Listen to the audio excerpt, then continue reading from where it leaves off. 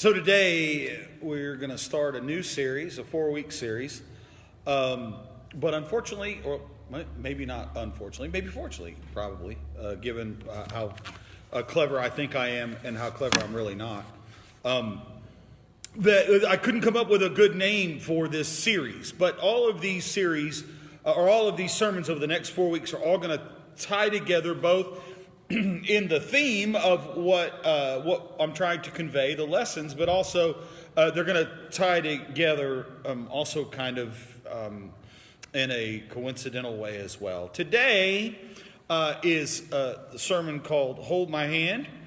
In 2 weeks, we're going to have a sermon entitled, by the way, that's a name of a song, right? In 2 weeks, we're going to have a sermon entitled Groove is in the Heart. Right? Anybody know? Anybody? Groove is in the heart. You can say it out loud. Anybody know who sang it? Delight. Remember? You guys remember Delight? Yeah. And then we're going to wrap up the series with Losing My Religion. Right? That's REM. Next week, though, next week's my favorite one. Next week is Isn't It Ironic? Right? All 90s songs. Isn't It Ironic is Alanis Morissette. That's right. And the funny thing about that song is the things that she mentions in the song isn't irony, but situational coincidence. But I think that that's actually the irony of it. So we'll get into Isn't It Ironic next week. This week is Hold My Hand. This sermon title is taken from a 1994 hit. For those of you that might remember 1994, it was a song written by these guys. Hootie and the Blowfish. These guys are, this is my jam, guys. I'm a huge Hootie and the Blowfish fan. I got to tell you guys. That's why I started off with Hold My Hand this week, because I just love Hootie and the Blowfish. I think I'm probably like the old dad guy now, right? Who thinks that they're really cool, but still likes Hootie and the Blowfish. I don't know. But I'm going to begin today, and I want to start, and I want to tell you about a little quirk about me that you probably don't know. But this is a quirk that is true nonetheless. And that is I don't like to be touched at all. I don't like to be touched. I never have. I'm not sure where it comes from. As I've gotten older, I think that probably it's an outward expression of an inward insecurity that I've mostly grown out of, an insecurity I've grown mostly out of as I've gotten older. But the remnants are still there. I don't like to be touched. Now, what's interesting is it's not that I necessarily mind the touching, right? I don't like to be touched, but, after all, when I grew up, I loved wrestling, right? There's a lot of touching that goes on in wrestling. And even today, if I could find some sort of league for old, fat, out-of-shape dudes, I'd probably give it a try. At least once. Right, so the issue isn't the touch. It's the meaning behind the touch. You see, when I touch you, well, it's on my terms.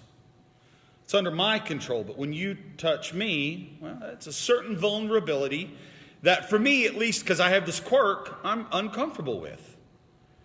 When you think about it, there's a lot more meaning and emotion that goes into touching than we sometimes first consider. Now, this next picture doesn't have anything to do with the sermon. I just want to show it to you. That's Noah. I think that's the first picture I took of him when he came home. We had his crib there by the window, and you probably can't tell, but we had to give him a little bit of sunlight. He was a little jaundiced whenever he was a baby. So I was actually sending this picture to Carrie to show her that I had him in the sunlight. But we're kind of holding hands there. Again, it doesn't have anything to do with it. I just love that picture. He would absolutely hate. He would hate that I'm showing this picture. But the same is true for you in some ways as well. Let me give you an example. You like this guy or this girl, and you like them, right? You like them a lot. And you're a normal human being, and you have thoughts and feelings, stuff like that. And you're dying to know how he or she feels about you, but you got to play it cool. Right? You'd rather gouge out your eyes than actually ask them how they feel about you. Well, I recently read this article that described how you could gauge your relationship based on how you hold hands. And they talked about various types of hand holding and what those various types of hand holding means. But one of the most intimate is holding the hands fully. Like when you hold your hands and your fingers are interlocked like that. Like here's the church, here's the steeple. It's Super Bowl Sunday. You guys remember that one? Where are all the people? Okay, sorry, don't know. Thought that's funny to me. But what's interesting is when you hold hands and the more you touch, this scientist says that it releases oxytocin in your brain. And the oxytocin actually creates a bond between you and your partner. So when your partner holds you fully by your hand with your fingers interlaced, what they're saying to you is they want more of that bond. They want more of that intimacy with you. It's the most intimate of hand holdings, right? This guy, when he holds your hand like this, he ain't messing around. He's really into you. The author also talked about what happens when the guy skips holding your hand and goes straight to your rear end. But I'm not going to spoil the rest of the article for you. You can go find that one for yourself. Oh, there he is. Hey, Noah, look.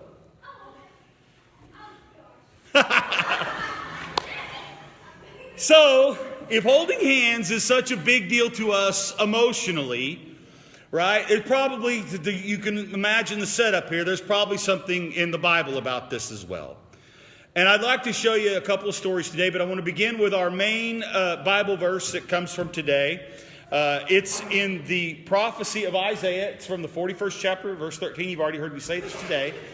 For I am the Lord your God who takes hold of your right hand and says to you, do not fear, I will help you. That is a promise, right, that God makes to each and every one of us. Not the promise that life is going to be great. Not the promise that it's all going to be sunshine and free Skittles. None of that. But it does say, I will be with you and I will hold your hand. The prophet here is assuring us that God proves his faithful to us time and time again by showing us and telling us that he's always there, holding our hand. He's always there to help. Now, the New Testament, it is chock full of stories about Jesus touching people and their lives being changed. And there are a number of stories where Jesus takes people by the hand. I'd like to show you a couple of those stories today. The first story we're going to look at is from the Gospel according to Matthew in the 14th chapter. This first story is going to show us this truth about Jesus. The first truth that's in your notes there, and that is that Jesus holds our hands during moments of our life in which we are fearful. So let's begin with the story here. Verse 25. Matthew chapter 14. Shortly before dawn, Jesus went out to them walking on the lake. Now, let me stop like I like to do. Let me tell you where we're at in the story overall, okay? So you kind of have a context here. Where we're at in the story is John the Baptist, Jesus' cousin, has just been beheaded. And Jesus, when this happens, he likes to, whenever things like this happen, and Jesus kind of feels like the heat's getting a little too hot, he gets out of the kitchen. He does. He heads out of Jerusalem, and usually he'll head back up around the Sea of Galilee, up north of Nazareth, there where he's from. And this is what he does here. He heads back out, back up north to Nazareth. And while he's up there, he also feeds the 5,000. You guys have heard about the miracle with the loaves and the fishes. That's right before this story. And then he sends the disciples out on the boat, and where we find our story right here is the disciples are in the boat and their waves and the wind is blowing against them and they're rowing against the waves, and Jesus comes walking on the water. Verse 26, our story continues. When the disciples saw him walking on the lake, they were terrified. You probably would be too if you'd never seen anything like that before, right? It's a ghost. People don't walk on the water. Jesus must be dead. It's a ghost. Something happened when we weren't around, and Jesus died, and now his spirit has come to us. They cried out in fear. 27, but Jesus immediately said to them, take courage, for it's I. Don't be afraid. Now, I like to beat up on this guy. Here comes our old friend Peter. Verse 28, Lord, if it's you, Peter replied. Tell me to come to you on the water. Verse 29, come, Jesus says. Then Peter got down out of the boat, walked on the water, and came towards Jesus. But when he saw the wind, he was afraid and began to sink and cried out, Lord, save me. Now, we like to pick on Peter. I think we like to pick on Peter because he's a lot like us. Just like Peter here in this story, we hear Jesus' call and we step out of the boat, and then life is still hard. The wind keeps blowing. The waves keep pounding us. And we, like Peter, take our eyes off Jesus. We begin to sink. But, verse 31, here's why we chose this story today. Immediately, Jesus reached out his hand and caught him. And then he kind of gives him a little ribbon too, right? You of little faith, he said, why did you doubt? When, Jesus is saying to him, when have I never not been there for you? Why do you continue to doubt? All I have ever shown you is that I am there for you. Why do you continue to doubt? Why do you continue to be a human? Right? Is what he's saying, because that's us. And when they climbed in the boat, the wind died down. Those who were in the boat were worshiping, saying, truly, you are the Son of God. And the story teaches us a very divine and incredible truth. And that is, I want you to be encouraged by this today. Jesus is there to hold on to us. But sometimes we have to step out of the boat and see. Now, we think that we're like Peter. But the truth is, we're probably more like the disciples who stayed in the boat. I like being around Jesus, but I don't know if I trust him enough to get out of the boat, right? Again, we think we're Peter. We're probably more like Bartholomew. The truth is, right? But that's okay, because here's an encouraging word for you. Now, when I first read this story to you, and we're doing this thing with the Hootie and the Blowfish thing, hold my hand, you think, oh, Peter is the object of Jim's story here. Right? Because who did he grab by the hand? Peter. Who's transformed in the story? Those in the boat. Right? Peter was saved, but who in our story was actually transformed? The men in the boat who said, truly you are. They made a realization. Something occurred in the presence of Jesus that changed their minds enough that they exclaimed, truly you are the Son of God. That's encouraging for us, for those that stay behind in the boat. Because in a moment in the presence of Jesus Christ, your life can be transformed. You might be saved, you might be healed, all of that stuff. And these stories, our Bible's full of stories of that. But that's not the point. The point is, in a moment in his presence, you too can be transformed. Just like the men in the boat. Find another story that's kind of like this one. I'm setting that up because you'll see this in the second one. Mark chapter 9. It's one of my favorite stories, definitely my favorite today. And it shows us another truth. Number 2 in your notes there, that Jesus holds our hand to give us our lives. So let me give you the context of this story. Just before this story here, or pericope, that's a $5 theology word you get for today, pericope. You know what that word means? Story. It's a short story. It makes people sound really important or really smart when they're not. They just know pericope.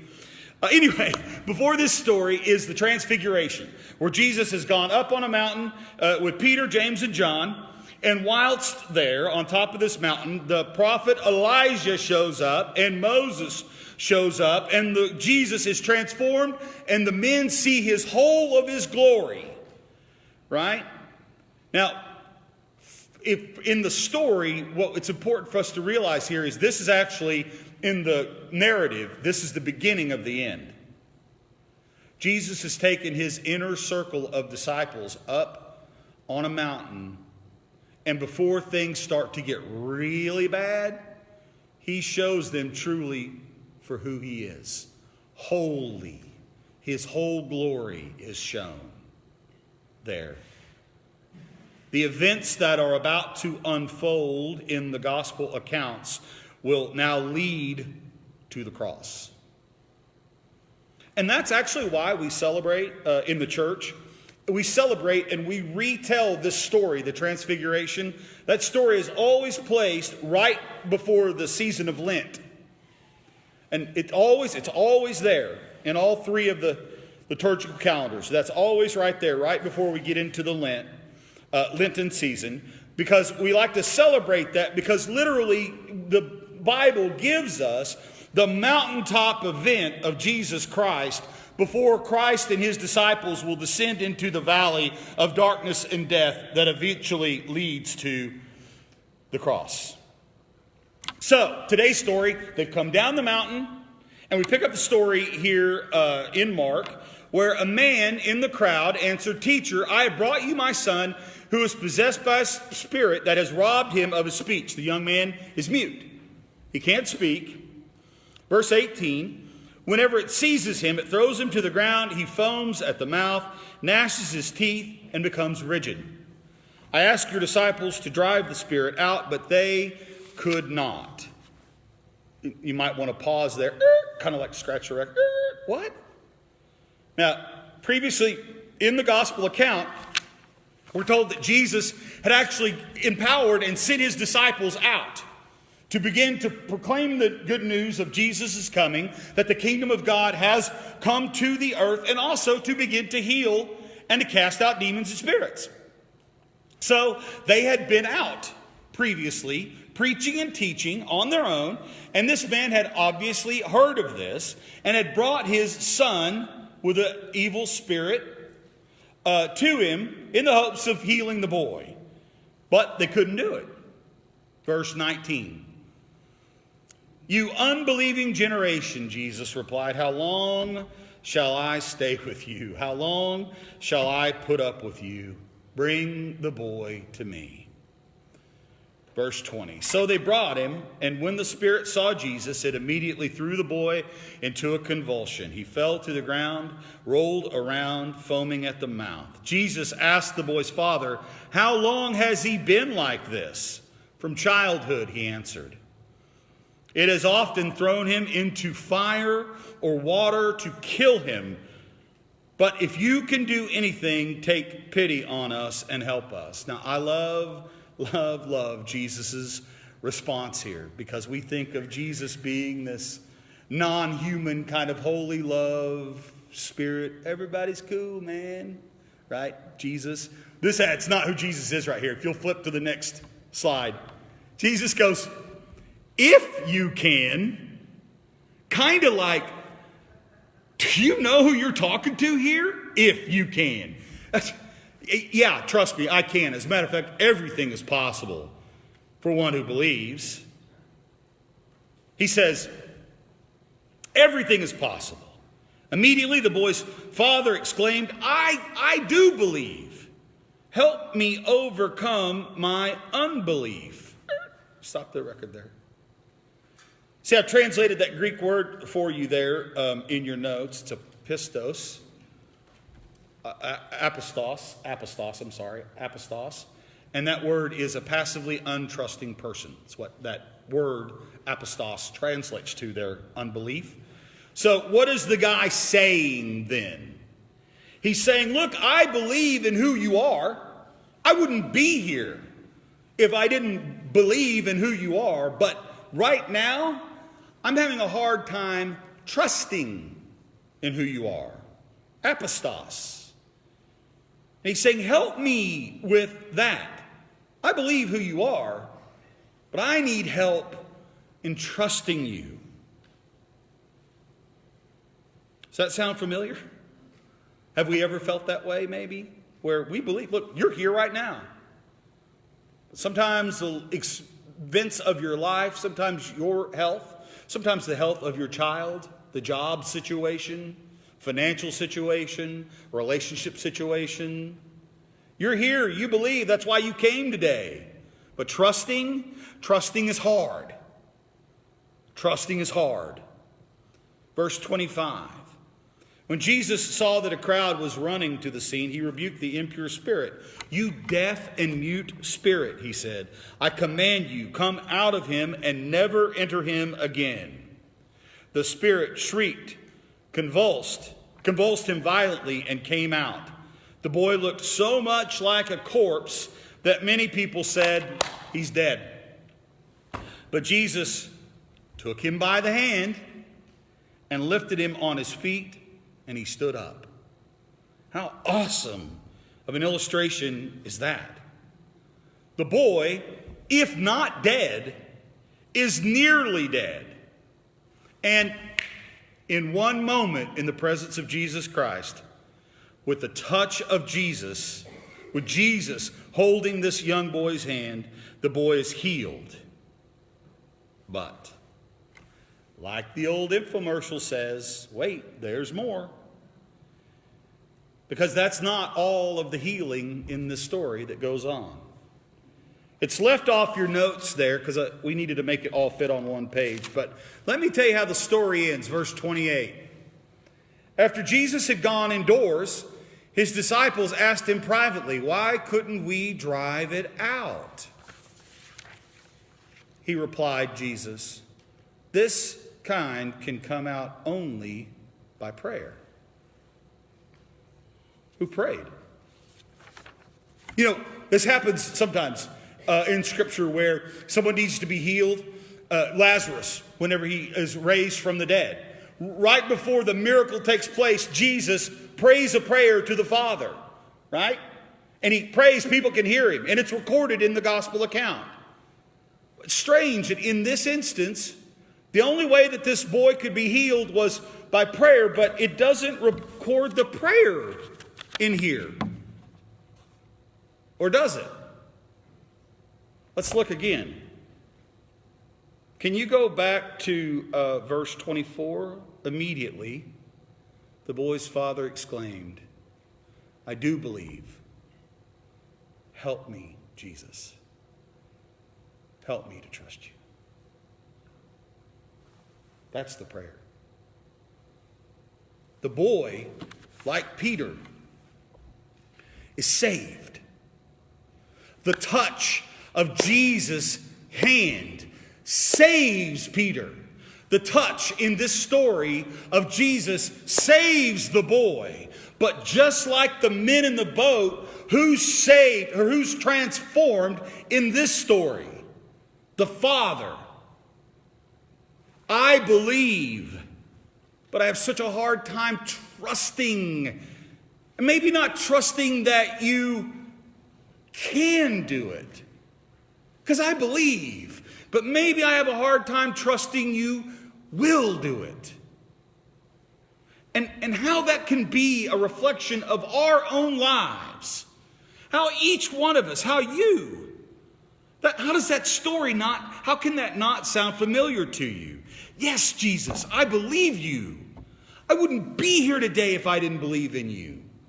I'm just having such a hard time trusting you. Trusting that you can, or trusting that you will. I have a hard time believing that even though you promised me time and time again, and even though you've shown me time and time again, I still am waiting for that other shoe to drop.